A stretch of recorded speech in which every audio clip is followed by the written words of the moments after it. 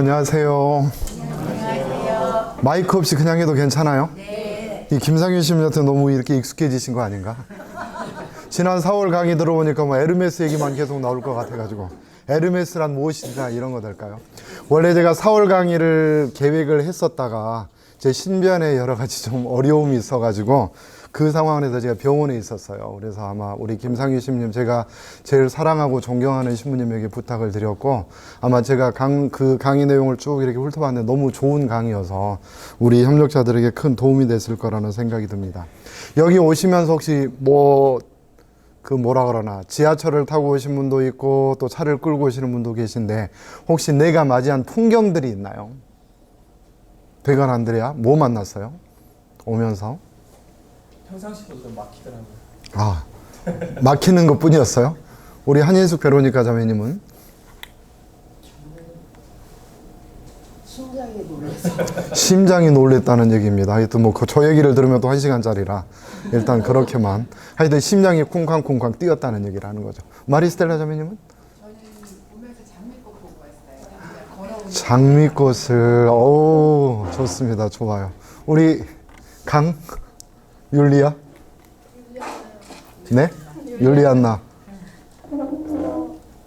저기 대림동 수도원 갔다가 왔는데 방금 네, 거기랑 오는 길에 저도 예쁜 꽃 봤던 게 기억이 나요. 아, 그래요? 네, 수도원 안에 꽃도 있고 오는 길에 양귀비도 있고. 그래요. 오늘 성령 강림 대축일인데 오늘 강의 주제가 혹시 뭔지 아시는 분 계실까? 돈보스코의 성지 아니에요. 돈보스코란 인물의 풍경화들이라는 표현을 썼습니다. 그래서 사실 돈보스코 주변에 어떤 이야기들이 있는지를 잘 바라보는데 그것만큼이나 중요한 게 내 주변 상황은 어땠는지 그 환경들을 바라보는 거라는 생각이 들어요. 오늘 성령 강림 대축일인데 성령의 열매들이 사실 그렇죠. 사랑, 기쁨, 평화, 인내, 친절, 선행, 진실, 온유, 절제 이런 것들은 늘 우리 안에 있거든요.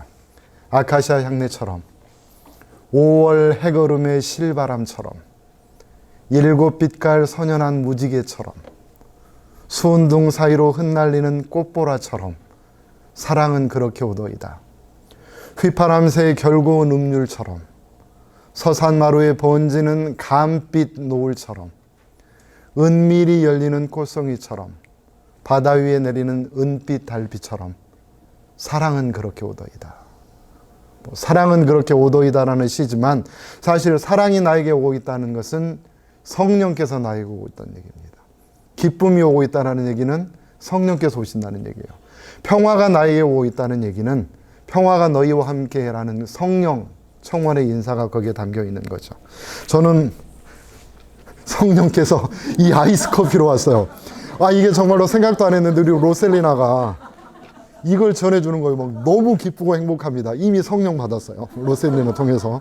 사실 그런 마음들을 함께 나누는 시간도 참 중요합니다. 5절에 제가 다른 어떤 수녀회에서 하는 우리 협력자 같은 조직이 있어가지고 거기 가서 미사 강의를 한 3시간 하고 왔어요. 기운이 쫙 빠졌는데 여기 와서 이 아이스 커피 보는 순간에 모든 것들이 해결됐습니다.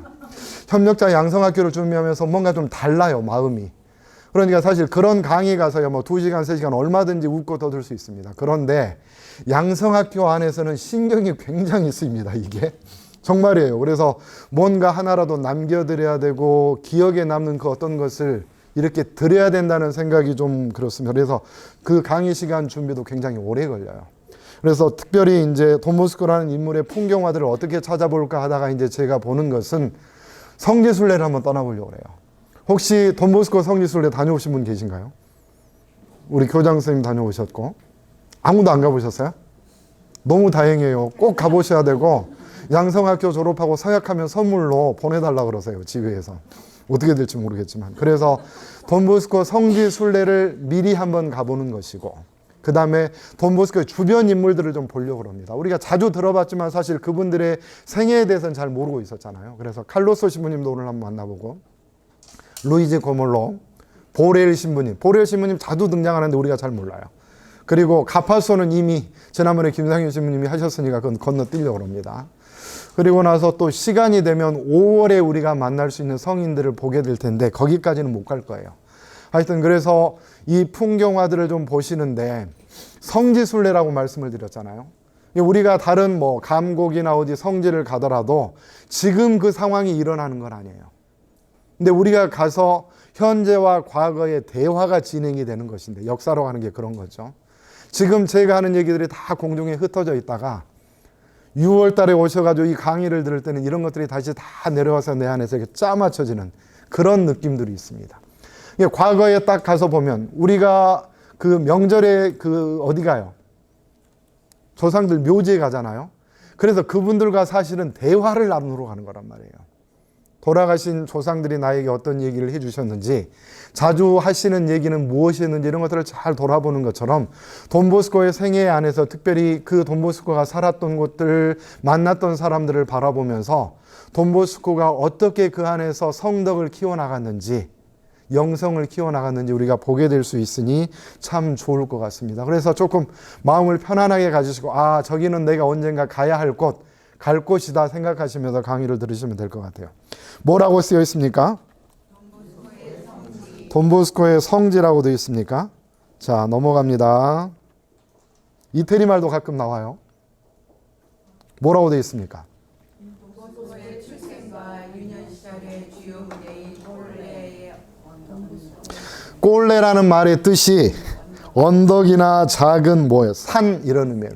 꼴레 돈보스코 그러면 돈보스코의 언덕 그런 의미고, 여기에 가보면 돈보스코가 태어났던 장소, 그 다음에 살았던 그 집들의 이야기가 담겨 있습니다. 그래서 우리는 꼴레 돈보스코를 우리의 성지라고 불러요. 돈보스코의 언덕들, 뭐 돈보스코의 유년 시절의 배경들이 될 것 같은데, 자, 넘어가면, 자, 이게 돈보스코 성당이라고 부릅니다. 멋있게 생겼습니까? 굉장히 넓어요. 가서 보시면 이렇게 돼 있고, 여기를 이태리 말로는 꾸폴라라고 불러요. 그 말은 꼭대기, 천정 이런 의미인데, 이게 진짜 맞는지 모르겠어요. 이 꼭대기에서 바로 쫙 밑으로 내려오면 거기가 돈보스코가 태어난 바로 그 장소랍니다. 이게 굉장히 의미가 있는 자리죠. 그래서 좀 그 내용을 읽어보면 이거예요. 돈보스코가 태어난 곳은 돈보스코 대성당 꾸폴라, 그 천정 아랫부분입니다. 지금의 돈보스코 성당의 자리는 당시에 빌리오네라는 사람 기억나세요?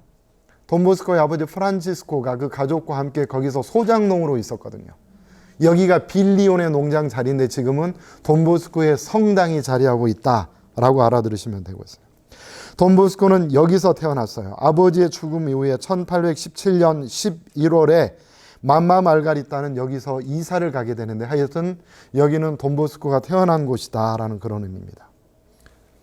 자, 이 성당이 내부예요. 돈보스코 성당 내부인데 돈보스코가 태어난 바로 이 자리입니다. 뭔가 좀 익숙하지 않으세요? 여기 7층 수도원의 성당도 사실은 여기에 예수님의 모습이 닮아 있어요. 신안동 수도원, 그 다음에 내리를 가보셔도, 대림동을 가보셔도 약간 스타일은 다르지만 우리의 영성 안에서는 부활하신 예수 그리스도의 모습을 저렇게 담고 있다. 그래서 사실 그 내용을 보면 이 내용이 마치 방주 모양이라는 거죠. 구원의 방주처럼. 성지순례 오신 것 같으세요? 지금 요 안으로 쑥 들어가서 보셔야 되는 거예요. 그 다음에 포도주의 수통 모양이라 그래요. 포도주가 익으려면 그 안에서 진통이 있어야 되는 것처럼 아마 그런 모습들. 그래서 구원의 방주의 모습도, 그 다음에 포도주의 수통 모양도 여기에 담겨 있다라는 그런 의미가 될 것 같습니다. 그래서 프란치스코 보스코가 돌아가시고 나서 1817년 11월에 맘마 말가리타가 여기로 이사를 가는 거예요. 그래서 여기가 돈보스코의 그 살아있던 집인데, 까세타라는 말은 무슨 뜻이에요? 오막살이 작은 집, 그런 표현입니다. 그러니까 이런 집에서 돈보스코가 살았다고 생각해 보세요. 딱 보면 저 계단을 어린 요한 보스코가 뛰어내려오는 게 느껴져야 돼. 그렇죠? 자, 넘어가겠습니다. 자, 여기에 흐리지만 여기 간판인데 거기에 뭐라고 적혀져 있냐면 Questa è la mia casa, 이곳은, 여기는 나의 집입니다 라는 그런 의미의 팻말이 저기가 담겨 있습니다. 어때요? 굉장히 멋있습니까? 아니요, 굉장히 촌스러워요. 우리로 따지면 사실 오막살이 한 채 간 거 똑같이 보시면 될 것 같습니다. 다음.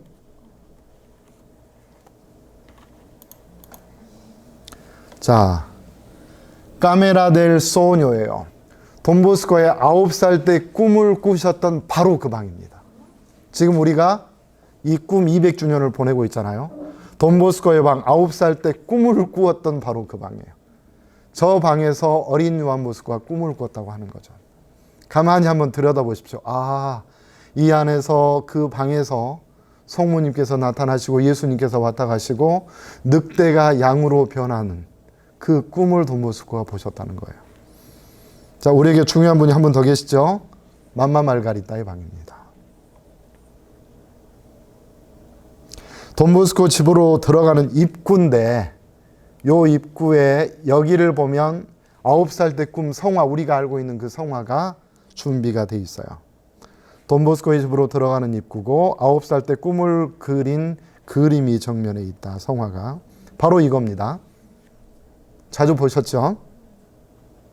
그 다음에 돈보스코의 바로 위에 형 이름이 요셉이죠. 요셉.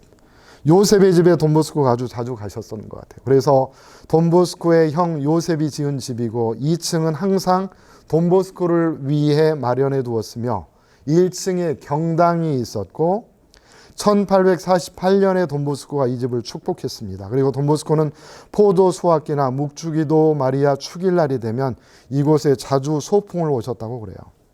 여기가 어디? 돈보스코의 방이다 라고 요셉의 집과 함께 담겨 있습니다. 자, 모리알도 성당입니다. 밑에 뭐라고 적혀 있나요?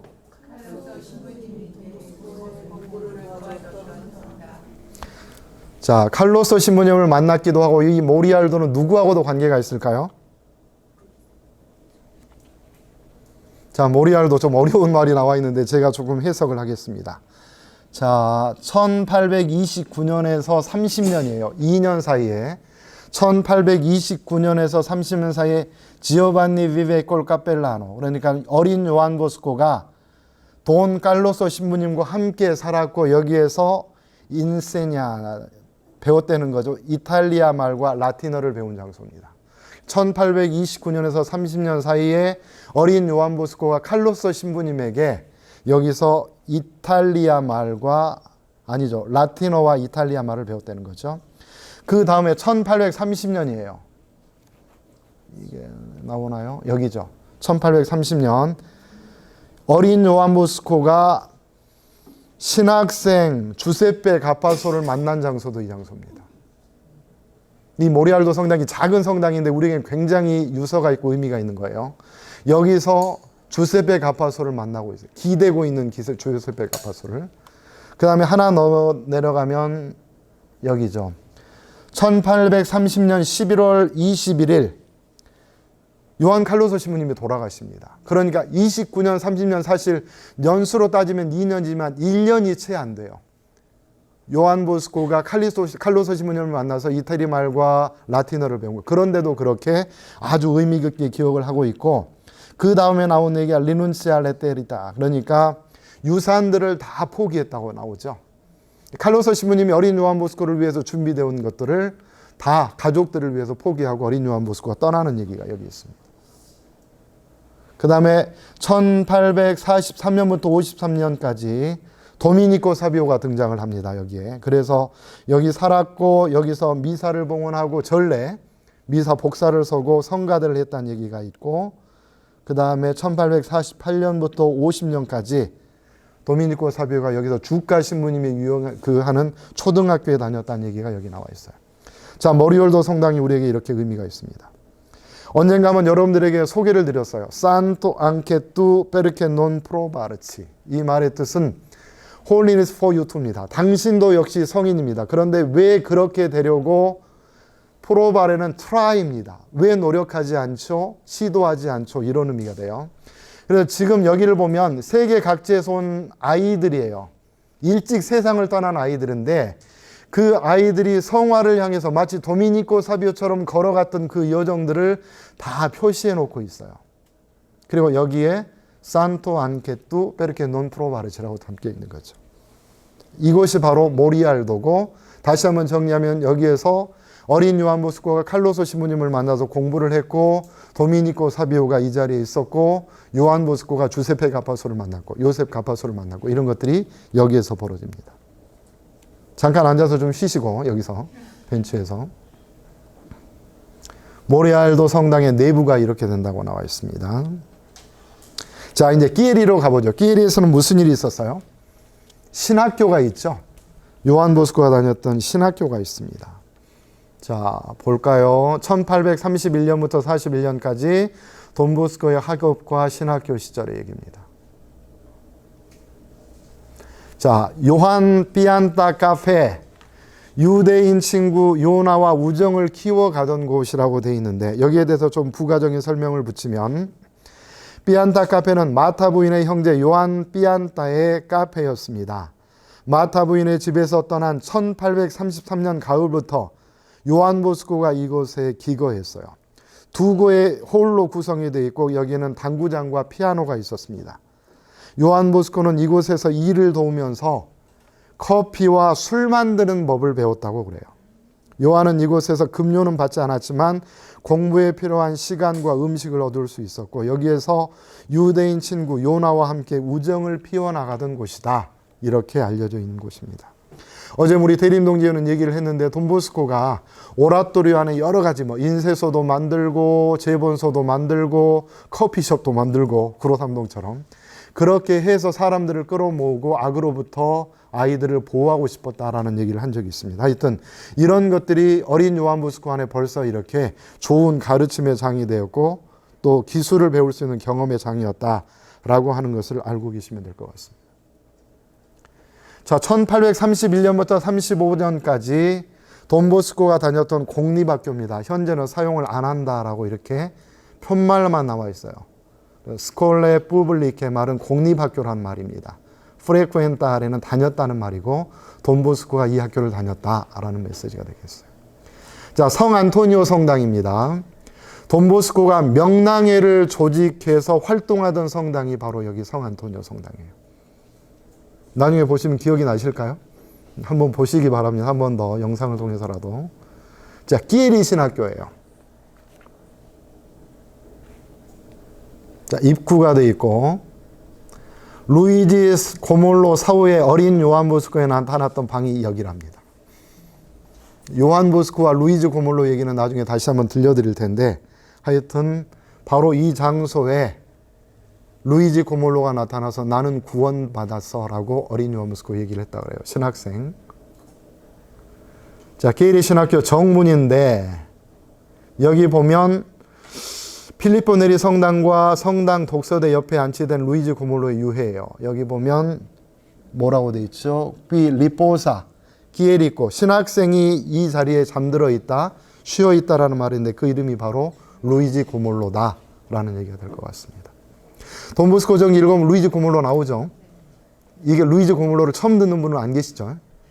그런 이해 안에서 이걸 바라봅니다. 이 필리포 네리 성당은 루이지 고몰로가 여기 잠들어 있다라는 표현도 썼지만 또 어린 요한 보스코가 신학생 시절에 성당에 몰래 가서 영성체 하는 얘기 들어보셨어요? 그 당시에는 매일 영성체를 할 수 없었기 때문에 혼자 아침 식사 시간에 싹 빠져나가요. 그래서 성체를 영하고 수업에 들어간 아이들 사이에 딱 끼어가지고 이렇게 수업을 들어가는 돈보스코 이야기가 거기에 나와 있죠. 돈보스코 오라토리오 회상에 나와 있는데 바로 그 성당이 필리포 네리 성당이라고 얘기합니다. 자, 토리노로 가겠습니다. 돈보스코의 초기 오라토리오 1841년부터 49년까지입니다. 방문의 성당. 그야말로 그 엘리사벳을 방문했다는 그런 의미의 방문의 성당이 돼요. 그래서 이 성당을 보면 요한나 프란체스코 드 샹탈, 우리가 작년에 사실 그 프란체스코 살레시오에 대해서 많이 공부를 했잖아요. 바로 그런 의미가 있어요. 그래서 누구예요? 요한나 프란체스코 드 샹탈이 만든 수녀의 이름이 방문의 수녀회고 거기에 아주 유명한 수녀님이 한 분 계시죠. 누구죠? 마리아 알라콕. 예수 성심 그 발현을 통해서 그것이 이제 이 성당에 있는 그 프란체스카서 샹탈로 이어지는 마리아 알라콕의 이야기가 바로 이런 얘기가 될 것 같습니다. 1638년에 토리노에 머물 당시에 세워졌고 돈보스코는 이곳에서 3번에 걸쳐 연피정을 하게 됩니다. 1840년 시종직, 41년 부재직과 사제직 준비 피정이 바로 이 자리에 있었고 돈보스코의 서품 결심이 여기서 세워져요. 그럼 여기서 뭐라고 적죠? 사제는 혼자 천국이나 지옥에 가지 않는다. 좋은 표양을 보이면 그렇게 구원된 젊은이들과 함께 천국에 가고 나쁜 표양을 보이면 그렇게 구원받지 못한 젊은이들과 함께 지옥에 간다라는 그 이야기를 여기서 돈보스코가 이렇게 적게 되는 얘기가 있어요. 자, 넘어갈까요? 자, 대주교자 성당인데 돈 가파소와 돈보스코가 서품을 받은 성당이 바로 이 성당입니다. 크진 않아요. 자, 여기 보면 그 얘기가 나와 있어요. 이게 이제 사제직을 받았다는 얘기인데 요셉 가파소가 여기서 1833년 9월 21일 날, 요한 보스코가 1841년 6월 5일 날 여기서 서품을 받았다라는 얘기가 여기 쓰여 있습니다. 돌판에. 자, 성 프란치스코 아시시 성당입니다. 여기 보면 굉장히 이제 돈보스코의 그 오라토리오 회상에 나오는 장면들이 많이 펼쳐져요. 여기서 첫 번째, 성당 내에 가파소 신부님의 고해소인데 이곳에서 돈보스코가 가파소에게 고해를 자주 받다고 얘기를 하는 거죠. 여기 보면 이제 둘이 무릎을 꿇고 하게 돼 있는 것이고 여기에 그 내용이 적혀 있습니다. 그림을 보면 요한 보스코가 가파소에게 고해를 청하는 장면이 이렇게 나와 있고 돈보스코가 첫 미사를 드렸던 수호천사 제대가 여기라고 합니다. 이거죠. 자, 바르톨로메오 가레를 만났던 그 방, 제2방이 바로 여기입니다. 여기서 이제 뭐 서로 이렇게 막 쫓겨나고 제2방지기야 하거든 그 장. 그래서 12월 8일이면 우리가 늘 이것을 살레시오 공동체에서는 연극으로 표현을 하기도 하고 그러는 거죠.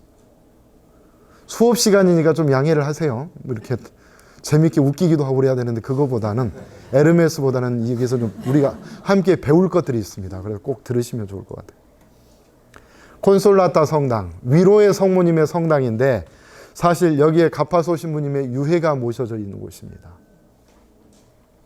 이 위로의 성모님이에요. 그러니까 돈보스코의 성모님에 관한 얘기를 하면 맨 처음에 등장하는 성모님이 위로의 성모님이에요. 그 다음에 나오는 분이 누구예요? 원죄 없이 잉태되신 성모님. 그리고 이 위로의 성모님과 원죄 없으신 성모님을 다 통합해서 우리는 무슨 이름을 불러요? 도우미신 마리아가 나온 거죠. 그래서 사실은 처음 위로의 성모님이고 여기 또리노의 어머니라고 부릅니다. 뭐 나중에 나오겠지만 돈보스코가 생애 만났던 성인들 숫자가 몇 명인 줄 아세요? 그것만 찾아다니는 분이 또 계신데 56명이라고 그래요. 뭐 성인이라고 얘기했지만 어디 갔지? 큰일 나서 여기네요. 그래서 당시 뭐 또리노 자체가 뭐 성인들의 도시라고 일컬어졌는데 그 또리노의 도시의 어머니 성당이 바로 이 콘솔라타예요. 여기서 가파소 신부님이 교구 신부님들을 다 모아놓고 영신수련 지도도 하고 연피정도 하고 강의도 했고 그런 내용들이 다 여기에 담겨있는 아주 유서 깊은 성당입니다. 가파소 신부님의 유해와 함께 여기가 유해가 모셔져 있고요. 사목 활동하는 모습이 묘사된 대리석입니다. 죄수들을 향해서 이렇게 열려 계셨다. 그리고 가파소 신부님 늘 그래 교수대의 아버지라는 이름도 있거든요. 그래서 가파소 신부님의 핵심적인 사목 중에 하나가 바로 이거였다고 김상희 씨님 얘기하셨죠? 그래요. 그렇게 됩니다. 자, 바롤로의 리푸조, 막달레나의 집이라고 부르는 것이고 바롤로 후작 부인이 설립한 곳입니다. 여기 들어가 보면 보렐 신부님의 초상화도 있고 1844년부터 46년까지 돈보스코는 이곳 경당에서 생활을 하셨다라는 게 있죠. 그리고 바롤로 후작 부인의 동의를 얻어서 바로 이곳에서 오라토리오를 시작했다라는 거죠. 여기가 이제 돈보스코에 머무시던 방이 될 것 같습니다. 자, 성 필로메나 병원. 사제 신학교를 마친 후에 돈보스코는 가파소의 조언대로 필로메나 병원의 지도 신부와 바롤로의 리프조이를, 바롤 후작본의 리프조이를 함께 도와주는 얘기입니다. 이곳에 아이들이 막 뛰어노는 것들을 한번 상상을 해보시면 좋겠습니다. 자, 쇠사슬의 베드로 성당이라고 나와 있는데 방황하는 오라토리오라는 이름이에요. 그러니까 바롤로 후작 부인과 이렇게 결별하고 나서 방황하는 그 모습이 나옵니다. 그래서 뭐 쇠사슬의 베드로 성당으로 갔다가 그 다음에 오는 것이 마르티노 성당이죠. 뭐 이런 것을 계속 돌면서, 이 마르티노 성당이 있던 자리인데 현재는 성당이 없습니다. 이런 것을 계속 방황하면서 아이들이 머물 자리를 찾는데 못 찾아요. 결국 어디로 갑니까? 그때 정말 행운처럼 은인이 나타나죠. 누가 나타나요? 피나르디 혁관으로 가게 되는 거죠. 자, 꽃돌레행고 그냥 지나가면서 성인 한 분을 소개해드리고 싶었는데, 인간의 계획이 아니라 하느님의 섭리로, 특별히 성령 강림 대축일에 어울리는 성인이기도 합니다. 그래서 여기 가보면 그 꽃동네처럼 작은 집들로 이렇게 운영이 되고 있어요. 기억나시나요? 그러고 있는 곳인데 재미있는 일화가 있는 곳이 그거예요. 꽃돌랭고는 굉장히 사실은 많은 은인들과 후원자들이 있었습니다. 여유가 있었어요. 그래서 이제 이 꽃돌랭고는 섭리를 믿기 때문에 하루 딱 이용하고 남은 돈과 양식을 밖으로 버렸다 그래요. 그럼 그걸 밑에서 누가 죽고 있었을까요? 돈보스코가 죽고 있었다 그럽니다. 하여튼 그 성인의 관계를 표현하는 거기도 하지만 영성을, 하여튼 그런 재밌는 일화와 함께 삐꼴라까사는 작은 집이란 말이거든요. 그래서 가보시면 아마 나중에 성지순례를 할 때 아, 여기가 꽃동네처럼 운영이 되고 있구나라는 것을 느끼실 수 있을 것 같아요. 자, 발도코로 드디어 돌아왔습니다. 돈보스코의 오라토리오와 살레시오 1849년에서 1888년까지입니다. 피나르디 성당, 드디어 이 헛간에 안착하면서 돈보스코가 안정을 찾게 되는 얘기를 합시다. 6년 동안 영광스럽게 사용되었어요. 헛간이었습니다. 그런데 그것을 성당으로 만든 곳이죠. 너무 작아서 곧 그 한계를 드러내는 그런 자리이기도 해요. 잘 보시고 이 피나르디 성당을 들여다보면 첫 번째 오라토리오라고 우리가 얘기를 하는 거예요. 발도코의 첫 번째 오라토리오. 피나르디 성당 내부가 이렇게 아름답게 조성이 되어 있고, 돈보스코 당시의 피나르디 성당의 내부 모습이 이런 거였답니다. 프란치스코 살리시오 계시고요. 여기 아이들이 막 바글바글 넘치는 숫자를 감당을 못해가지고 막 그러던 시절의 얘기입니다. 아주 행복했던 돈보스코 그 로마에서 온 편지의 첫 번째 이야기의 장이 여기서 시작이 되는 거죠. 자, 돈보스코 시대의 피나르 집이 아마 이렇게 구성이 되었을 거다 하고 조형도가 있어요. 그래서 한번 보여드리는 것이고, 현재는 이렇게 발도코가 변했습니다. 자, 성 프란치스코 살리시오 성당이에요. 피나르디 성당을 사용하다가 몇 년을 사용했죠? 6년 동안 사용하다 이제 더 이상 그게 넓어져서, 그리고 아이들이 많아지니까 감당이 안 되니까 지은 성당이 바로 프란치스코 살리시오 성당, 바로 이 성당입니다. 1852년 6월 20일에 축성이 되었고, 이곳은 어떤 장소예요? 도미니코 사비오와 친구들이 무염시대 성모회를 만들어서 모임을 가졌던 것이 바로 이것입니다. 또 하나는 어제 우리 조윤경 자매님 얘기하셨던 그 도미니코 사비오의 탈원 상태 있죠. 아침에 기도하러 들어갔다가 예전에 지금 보면 저 제대 뒤쪽에 성가대가 있어요. 그래서 성가대가 노래를 부르면 이게 탁 마치 천상에서 이게 음악이 흘러나오는 것처럼 그런 분위기를 만들어내는데, 도미니코 사비오가 그 성가대에 있다가 깜빡 잠이 듭니다. 그러면서 환시 상태에 빠져요. 점심시간까지 나타나지 않고. 바로 그런 환시 상태에 있던 도미니코 사비오 얘기인데, 이게 그 성화로 표현이 되어 있습니다. 도미니코 사비오가 탈원에 빠진 제대 뒤의 모습이에요. 사람들이 성당에 와도 못 찾죠. 근데 나중에 가서 보니까 거기에 완전히 탈원 상태에 빠져 있는 도미니코 사비오를 만나게 되는 돈보스코의 이야기가 여기에 담겨 있습니다. 보이시죠? 자, 드디어 도미신 마리아 대성당입니다. 우리가 자주 듣게 되는 성당의 모습이고, 돈보스코가 이렇게 멋지게 앞에 계시고 뒤에 도미신 마리아 대성당이 펼쳐져 있어요. 야경이 이렇습니다. 꼭 한번 가서 보시면 좋겠고, 아름답죠? 도미신 마리아 대성당의 지붕입니다. 여기 어떤 성모님이세요?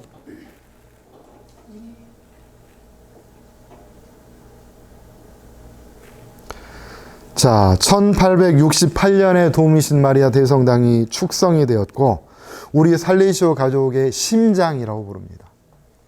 여기서 매년 11월 11일이 되면 선교사들이 전 세계로 파견되는 선교사 파견식이 있는 곳이 바로 이곳이에요. 여기에는 돈보스코의 유해가 모셔져 있고 미켈레 루아의 리날디, 베르실리아와 까라바리오의 유해가 모셔져 있는 그야말로 성지 중에 성지라는 표현을 우리가 쓰실 수 있을 것 같아요.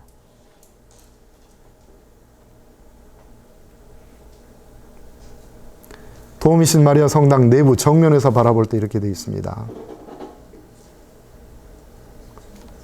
후면이고 여기 다 돈보스코 꿈의 이야기죠. 성화들이. 도우미신 마리아 대성당 내부 지붕입니다. 힉 도무스 메아, 이곳은 나의 집이란 얘기고 인데 글로리아 메아, 그러면 여기에서 나의 영광이 흘러넘치리라. 오라토리오 회상을 읽으신 분들은 다 이 내용들이 기억이 날 거예요. 이거 몇 번 반복됐던 얘기입니다. 돈보스코의 제대라고 알려져 있고 여기 유해도 모셔져 있고. 언제 오셨죠? 한국에? 돈보스코 유해가 오셨던데 2010년? 아마 그때가 맞을 것 같아요. 제가 로마에 있을 때니까. 자, 이 유해가 한국에 오셔가지고 엄청난 어떤 은혜를 받았던 때가 있었습니다. 도미니코 사비오 제대, 성녀 마리아 마자를로 제대. 자, 돈보스코의 방입니다.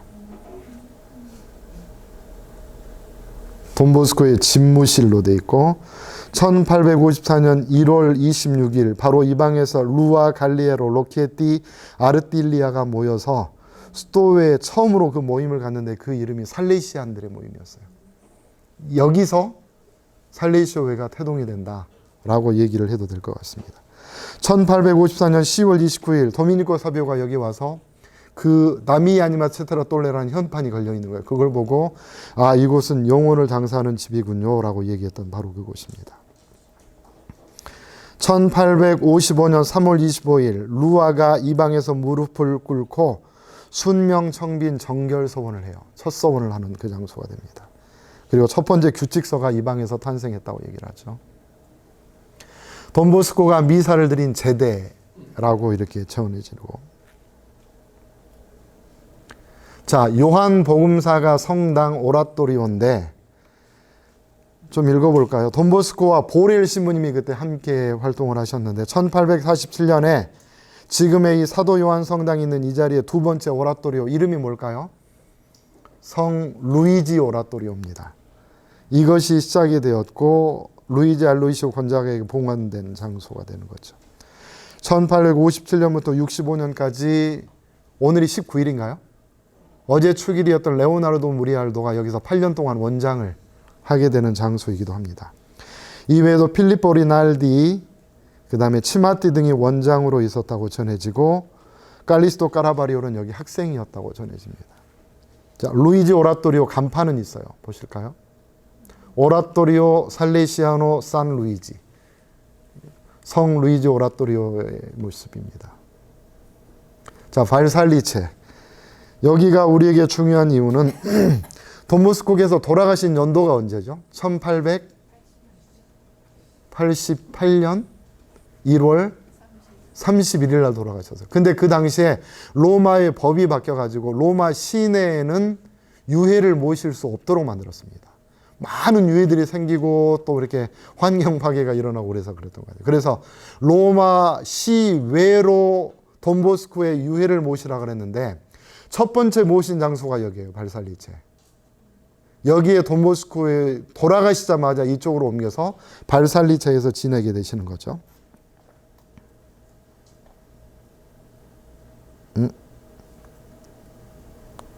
잠깐만요. 그래서 이 발살리체가 또 중요한 이유는 몬시뇰 치마띠가 여기서 아주 오랫동안 일본에 오시기 전까지 여기서 지내셨던 곳이라서 그런 거예요.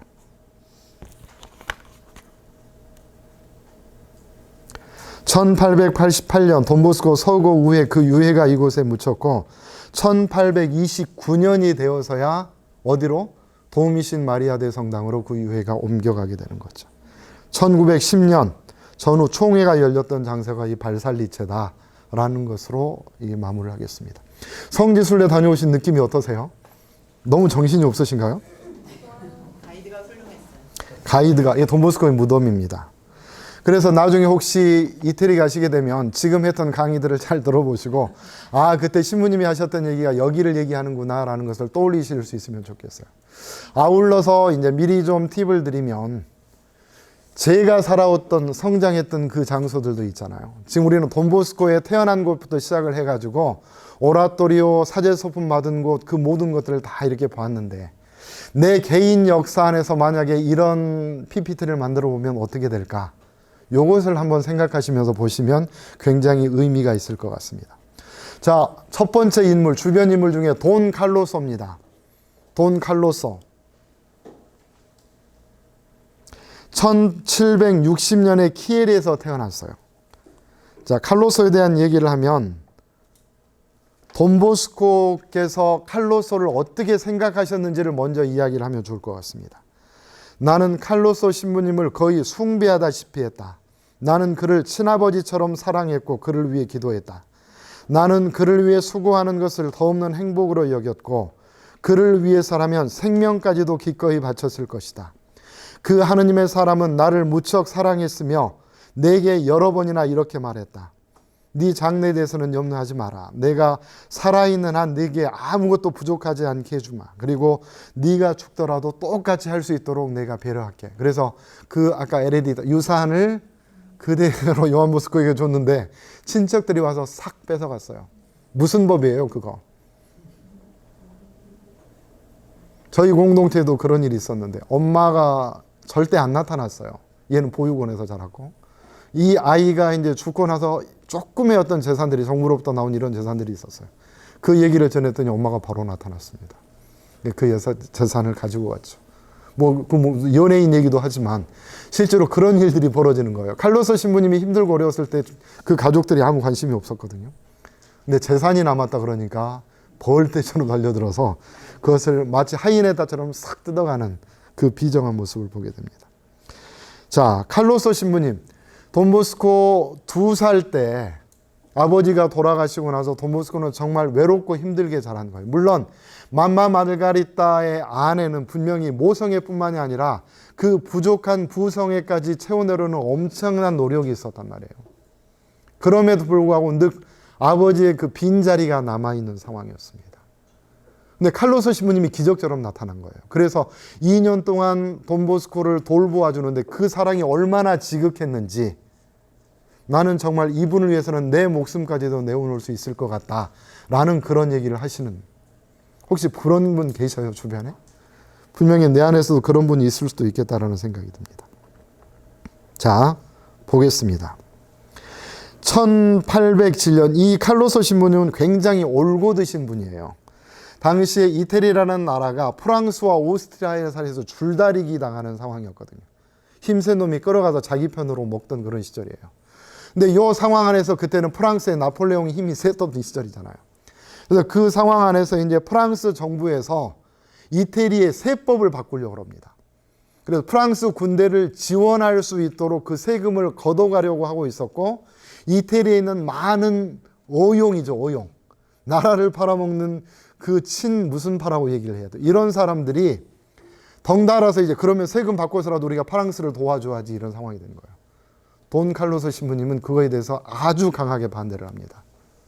우리 국민을 그렇게 희생시켜서는 안 된다 라는 그런 생각을 하셔가지고, 그 당시에 또 뭐 주교님이나 이런 분들이 다 프랑스 편이었거든요. 그래서 굉장히 모욕을 받으시고 학대를 받으시던 그런 상황들이 있어요.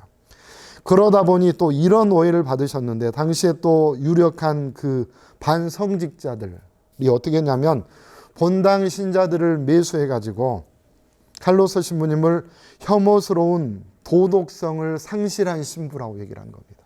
성추문들을 여기저기 막 퍼뜨리고 뭐 이런 상황들이 벌어진 거예요. 칼로소 신부님이 정상적으로 사제 생활을 할 수 없었고 계속 억울한 누명을 쓴 채 여기저기를 떠도는 상황이 된 거예요. 그러다가 마침내 1823년에 보좌 신부 자리를 얻게 되고 1829년이 되어서야 모리알도에 나타나서 공소 담당 사제로 활동을 한 거예요. 이 연세에 이 할아버지가 보좌 신부 하다가 결국은 공소 담당을 하고 있는 이런 상황에 누구를 만나요? 돈보스코를 만난 겁니다. 이 어린 요한 보스코를 바라보는 칼로소 신부님의 예지력을 보세요. 그 2년 동안 어떻게 보면 무협영화 보는 것 같아요. 그 스승이 돌아가시면서 당신의 모든 영적인 에너지를 후배에게 쫙 밀어주는 거죠. 후손에게.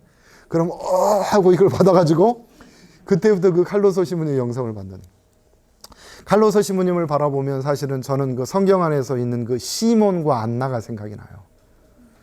그 나이가 다 차도록 그 마지막 생애를 다 바쳐서 내 안에 준비된 영성을 성령을 누구에게? 그것을 알아볼 수 있는 그 어린 후학에게 물려주는 그 모습들. 마치 시몬과 안나처럼 어린 요한 보스코의 그 안에서 칼로소 신부님은 이미 살리시오를 보고 있었지 않나라는 생각을 하게 되거든요. 우리에게는 그런 은총들이 있었으면 좋겠습니다. 하여튼 1831년에 칼로소 신부님은 타계를 하게 되고 돈보스코는 또다시 그런 어려운 상황에 놓이게 된다라는 얘기가 될 것 같아요. 칼로소 신부가 1830년 11월 21일 뇌일혈로 쓰러져서 세상을 떠났습니다. 이 친절한 신부는 요한에게 너무나 중요하고 충족감을 주는 아버지와 같은 분이셨기에 요한은 이 신부님을 잃은 것을 너무나 슬퍼한 나머지 병이 들 정도였고 꿈속에서 꾸지람을 들을 정도였다 그럽니다. 그렇게 살면 안 돼. 칼로소 신부님 얘기를 한 거예요. 그 정도가 지나쳐서 어머니는 너무나 건강을 염려한 나머지 당분간 요한 보스코를 까프릴리오에 있는 외할아버지 집으로 보내야 될 만큼 그렇게 심각한 마음의 상처를 받으셨다 그래요. 자, 두 번째 인물을 볼까요? 하여튼 칼로소 신부님의 이 모습 돈보스코 안에서 발견할 수 있는 모습입니다. 루이지 고몰로. 그림이나 사진을 못 찾았습니다. 성인 소년이라고 부르는데 까빌리아 신부님은 루이지 고몰로의 생애를 모르면 돈보스코의 젊은 시절과 성격의 변화는 물론이고 사제 이전의 삶을 이해할 수 없다고 얘기해요. 그러니까 돈보스코가 닮고 싶은 롤 모델이 있었어요. 그게 바로 루이지 고몰로라는 얘기가 됩니다. 재미있는 것은 이 몇 년생이에요? 1817년생입니다. 돈보스코는 몇 년생이죠? 1815년. 그러니까 2살이 어려요. 그런데도 돈보스코는 이 루이지 고몰로를 통해서 배우게 되는데, 자, 시작점이 이렇게 됩니다. 루이지 고몰로는 학교에 오기 전부터 이미 성인 소년이라고 불리던 명성이 자자했어요. 성품은 굉장히 탁월하고 성덕이 뛰어났는데 그런 루이지 고몰로에게 돈보스코가 계속 관심을 가지고 이렇게 지켜봅니다. 그러다가 어느 날 잠깐만요. 이 성령을 이용해야 될 것.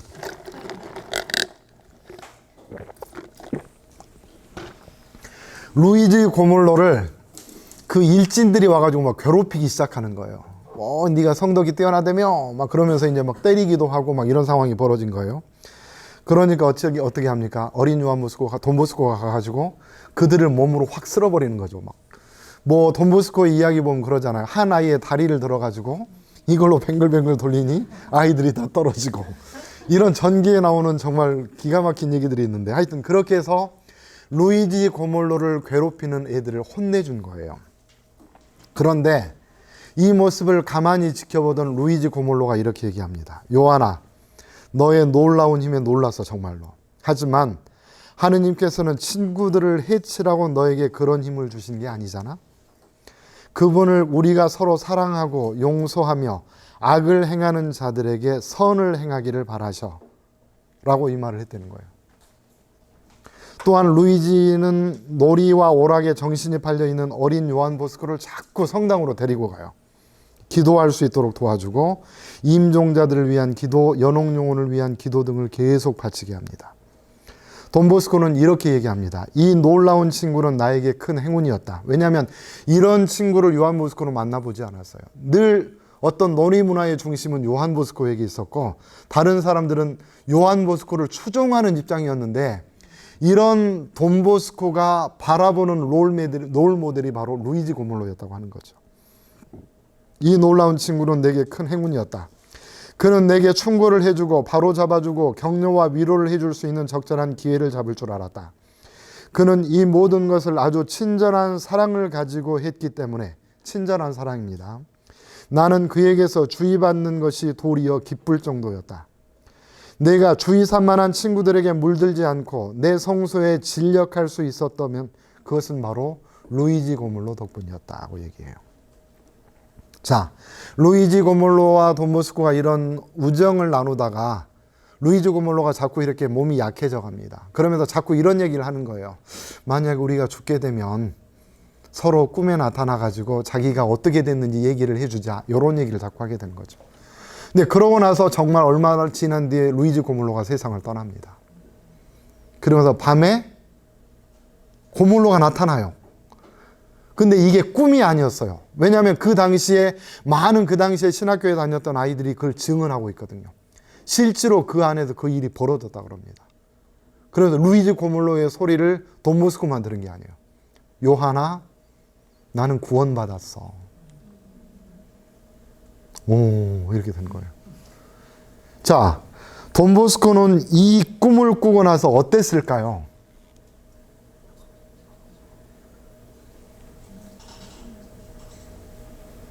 이렇게 얘기합니다. 병이 들어서 죽을 뻔했어요.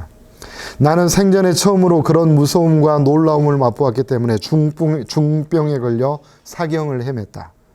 그 병은 아주 심했고 계속 이어지면서 성소에 대한 갈등, 고행에 대한 긴장, 이런 것들로 히스테릭한 그 모습을 보이게 됩니다. 왜 그럴까요? 돈 보스코가 생각할 때 나는 아무리 노력해도 내 기질이 루이지 고몰로처럼은 못해요. 이게 돈 보스코에게는 계속 큰 숙제였습니다. 루이지 고몰로를 닮고 싶은데 그 성향을 내가 닮을 수가 없다니까요. 자, 지롤라모 모레티라는 그 프란치스칸 필적 심리학자가 얘기를 하는 거죠. 돈 보스코의 기질에 대해서 뭐라고 얘기합니까? 돈 보스코는 타고난 구상력을 가지고 있어요. 그래서 무솔리니나 히틀러와 그런 종류의 사람이란 말이에요. 이 세상을 몇 세대를 절단낼 수도 있는 사람이고 이 세상을 그런 공포로 몰아낼 수 있는 사람이기 때문에 이 세상에 태어나지 않았으면 더 좋을 그런 부류의 사람이다. 이게 그 프란치스칸이 필적 심리학의 돈 보스코의 글을 보고 해석해낸 거예요. 또 하나는 뭐냐면 더구나 돈 보스코는 여성을 후리는 탁월한 재질이 있었어요. 주변에 여성들이 많았잖아요. 그래서 제비족이 될 수도 있었어요. 이제 이런 성향을 보면서 우리 그 우리 신부님 얘기하는 거예요. 알도 지라우더가. 자, 돈 보스코가 그런 기질이었다고 치자. 근데 나는 정말 대단한 게 돈 보스코가 무솔리니가 되지 않았고 카사노바가 되지 않았고 지금 내 앞에 성인으로 있다라는 게 중요하다는 거예요. 그러면 얼마나 많은 정말 그 노력을 통해서 그런 것들을 극복했겠는가. 그리고 이것을 가능하게 했던 하느님의 섭리와 성령에 대해서는 나는 감사와 참여를 드리지 않을 수가 없다. 가끔 저는 그런 얘기를 합니다. 형제들과 이야기하면서. 나는 원래 그래요. 그런 게 없어요. 똑같은 성향과 기질을 가지고도 성인이 된 사람이 있고 아니면 감옥에 가는 사람도 있습니다. 돈 보스코가 성인이 될 수도 있고 무솔리니나 히틀러가 될 수도 있었어요. 성경 안에서 요한과 이스카리ot 유다가 성격 유형이 같다 그래요. 성격 유형이 같습니다. 가끔 그런 것들이 자기를 공격하면 자살을 하기도 하지만 다른 사람을 공격하면 요한처럼 그렇게 얘기하는 거예요. 확 불을 내려서 저 사마리아 불살라 버릴까요? 이렇게 얘기할 수도 있단 말이에요. 요한은 사랑의 사도로 승화되어 가는 거예요. 이스카리ot 유다는 스스로 목숨을 끊는 거죠. 성향과 기질을 탓하지 마십시오. 부모님을 탓하지 마세요. 가끔은 내 안에서 하느님께서 주신 자유의지 안에서 우리는 그런 면에서 책임을 져야 되는 사람들이라는 것을 기억하시면 좋겠습니다. 시간이 이렇게 가네요. 보렐 신부님, 제가 아주 좋아하는 성인입니다. 땅딸보라고 되어 있고 돈 보스코의 그 오라토리오에 힘들고 어려운 순간마다 있었던 분이 보렐 신부님이에요. 그러니까 어떤 면에서 뭐 가파소나 깔로소나 혹은 루이지 고몰로를 통해서는 계속 돈보스코가 바라봐야 하는 그런 대상이었다 그러면 이 보렐 신부님은 항상 옆에 계셨던 분이라고 보면 돼요. 그리고 조금 뒤처진 자리에서 돈보스코를 서포트했던 성인이라고 보면 됩니다. 그래서 돈보스코 옆에서 최초의 가장 위대한 협력자가 있다면 그 이름이 보렐 신부님일 것이다. 살레시오 협력자의 표본이라고도 얘기를 하는 분입니다. 이분은 협력자가 될 필요도 없었어요. 처음부터 끝까지 돈보스코가 그렇게 지냈으니까. 자, 보렐 신부님은 돈보스코가 작은 병원의 원목 신부로 갔을 때 그 보렐 신부님이 주임 신부님이었고 돈보스코가 보좌 신부님이었어요. 억울한 일을 당할 때마다 보렐 신부님이 항상 찾아가서 돈보스코는 그런 분이 아니라고 얘기를 했어요. 근데 어떤 순간에 보렐이 이런 얘기를 하죠. 돈보스코 당신은 정말 미쳤군요 라는 얘기를 해요. 애정 어린 표현입니다. 하여튼 그런 거죠. 보렐 신부님이 당신이 가진 여러 가지 그 배경들이 있었어요. 그래서 부자들, 부유한 사람들을 자꾸 돈보스코에게 연결시키는 역할을 했고 돈보스코가 빈 자리는 항상 보렐 신부님이 가서 강론을 하고 미사를 했다 그래요. 오라토리오에서. 같이 살면서. 굉장한 분이죠, 이분이. 강론은 아주 단순하고 재미있고 유머가 넘치는 분이셨다고 얘기를 합니다. 돈보스코와 보렐이 강론 시간에 연극을 해요. 이런 연극을 한단 말이에요. 항상 돈보스코는 성인이었고 보렐 신부님은 멍청이든지 미친놈이든지 뭐 익살스러운 악당이든지 이런 역할을 하는 거예요. 근데 보렐 신부님은 그걸 너무 좋아하세요.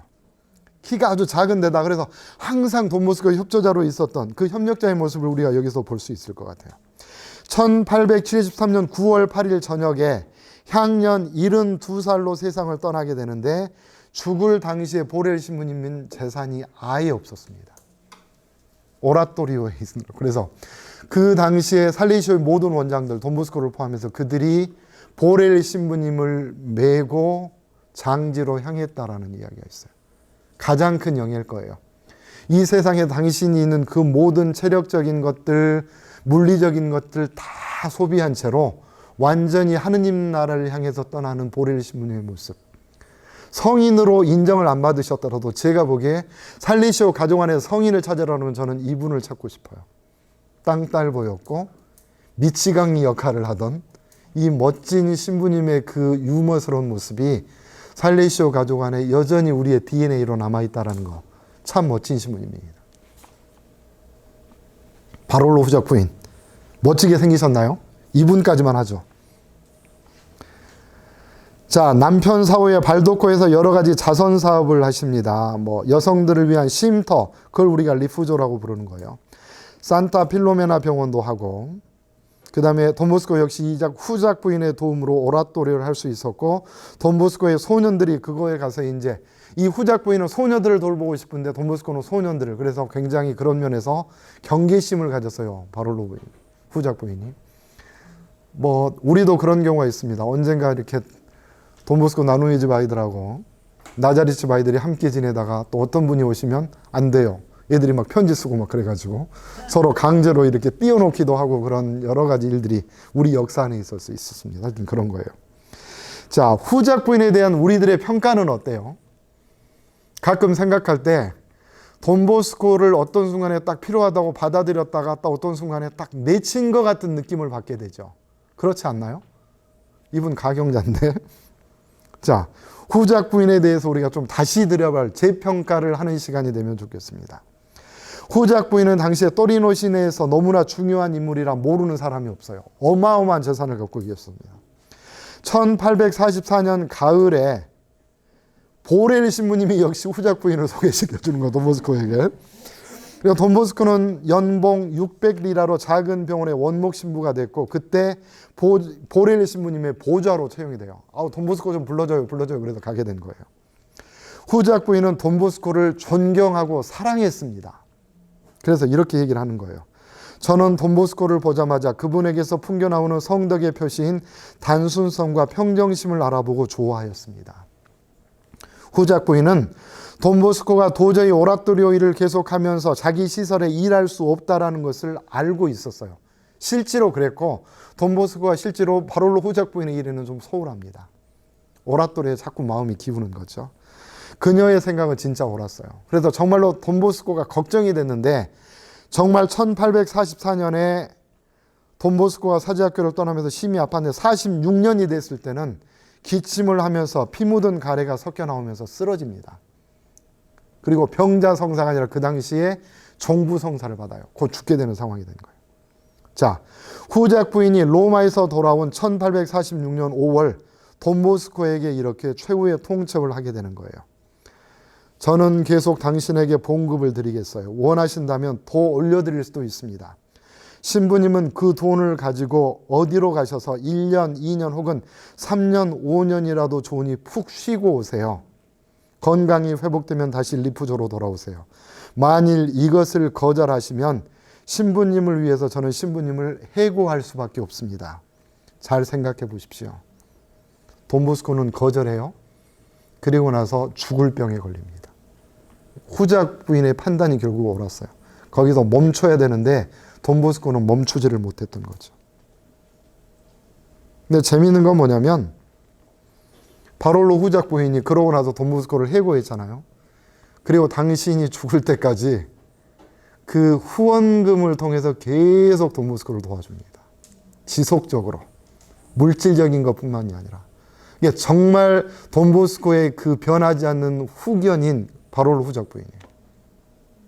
이분입니다. 이분을 미워하시면 안 돼요.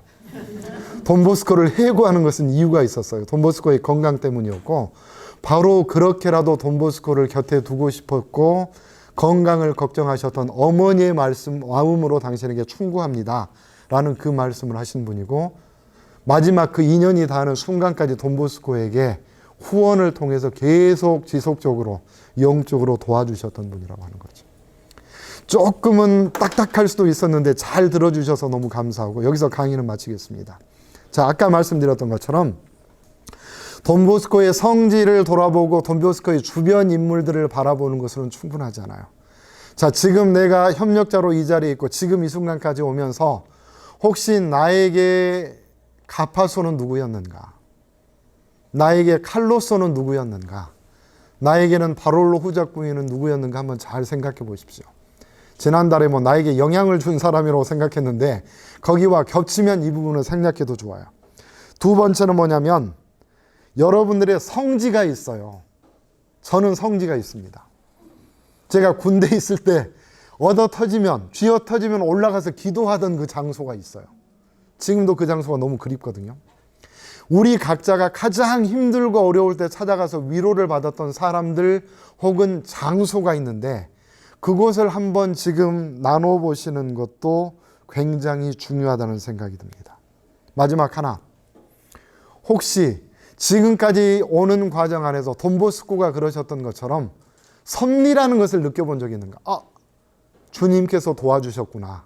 이 사람을 보내주셨구나 하는 그 섭리의 순간이 있으면 한번 찾아보는 거예요. 다시 한번 정리하면 1번 나의 성지, 두 번째 나의 칼로소, 가파소 혹은 바롤로 후작 부인, 세 번째는 혹시 내 인생에 섭리가 개입된 적이 있는지 한번 물어보시면 참 좋겠습니다. 영광이 성부와 성자와 성령께 그리스도인의 도우미신 마리아님 저희를 위하여 빌어주소서. 성부와 성자와 성령의 이름으로 아멘. 감사합니다.